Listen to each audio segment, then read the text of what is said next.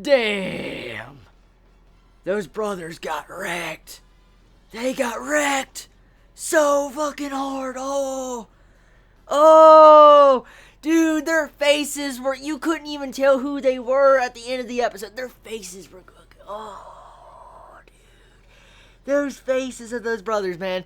Boywingo. You know, I actually want to talk about something real quick, okay? I watched these on Crunchyroll. Like, I watched this episode of JoJo. As always, I watch my JoJo on Crunchyroll.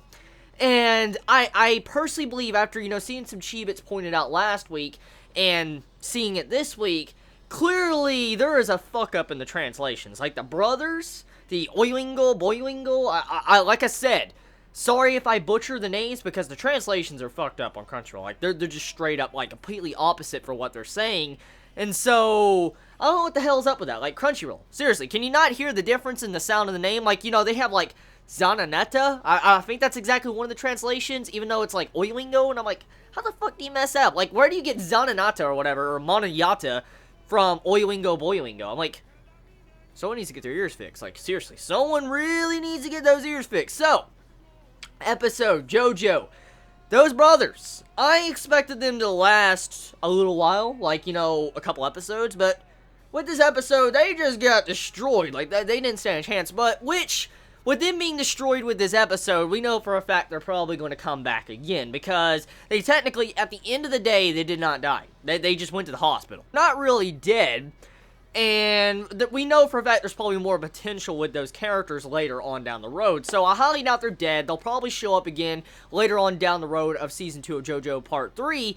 But still, the point of it is, I did not expect to see them get destroyed that easy in just one episode. I was like, whoa, because the overall build-up of them, like, being able to see the future, I thought, you know, they would be able to win, but no, they just go, oh, shit, man. So, I don't know if it's just me, but I was laughing my ass off watching this episode. Like, when I sat down, and I see this entire scene where I think the dude's like, Boilingo, I think that's the older brother, his name's Boilingo. Anyways, the older brother, he sits and he makes himself look like Jotaro. I'm like, oh, this is not gonna end well. Like, no, my boy Jotaro's face, man, the fucking hair and all that looks like Polynarf, and I'm like, no.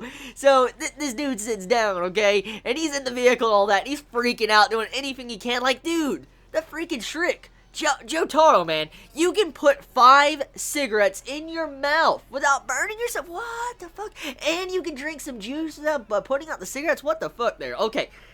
Jotaro, why? Just, you know, I want to ask that question. Why can Jotaro put 5 cigarettes in his mouth backwards without burning himself, and he can drink juice with them already in his mouth and not put them out? How the fuck does someone accomplish that? Like, Jotaro and that swag, just the swag, oh my god, like, how do you do something like that? And the other thing, too, on top of that, I mean, Polynarf and Joseph, they were pretty much torturing that poor guy. Like, that poor guy, Boilingo, he was getting tortured for the majority of this episode, and I honestly feel bad for him, because he got fucked really bad. Like, he did not know what was coming. I mean, he's getting picked on, he's being forced in these situations. I mean, the poor dude, he just like, oh my god. And then that one decision he made in this episode, when he punched that random dude walking down the road, that in turn led it to where he got his ass kicked at the end of the episode. So, wow. Just wow.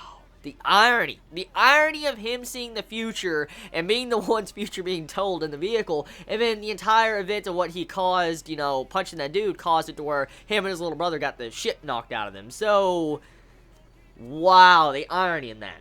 The laugh. Oh, dude, the laugh of the little brother. He's like, hee, and I'm like, what the fuck is that? Like, his laugh is not as good as Laleho. It's not as good as that, but that laugh, I'm like, what the fuck? Like, the kid sounds demonic. Like, it really, really does. Like, that kid is demonic. He is Satan. He is freaking fucking Satan. Because that kid's laugh is not human. I don't even think a Japanese man or a girl can make that type of laugh. That is not a human laugh. Like, that's not even a robot laugh. That sounds like a fucking devil or a demon. Like, that laugh, man, it makes my skin crawl, okay? That's what I'm gonna say right now.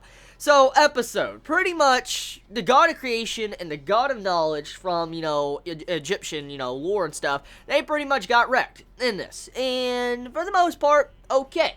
they were cool. I like their abilities. Their abilities are very interesting. I mean, they can see the future, and one can, change their face in anything they want, which is really cool. I like that. I really wonder exactly how their stands work, though, because the stand of the face, being able to be changed, it's quite different from the normal standards of a stand, if you think about it. So, overall, episode of JoJo's Bizarre Adventure, it was a very, very good episode. I mean, had a lot of fun watching it. I got a good kick out of it. I was laughing a lot.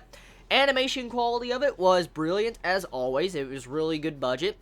And I really am growing fond to that opening song of JoJo's Bizarre Adventure Part 3, Season 2, because that opening song, oh man, I can't get enough of that. I never skip the opening song when I see it. And then the ending song, the ending song changed too. That ending song with Oilingo and Boilingo ending song, I like that. That shit's hype. So yeah, I like that ending song.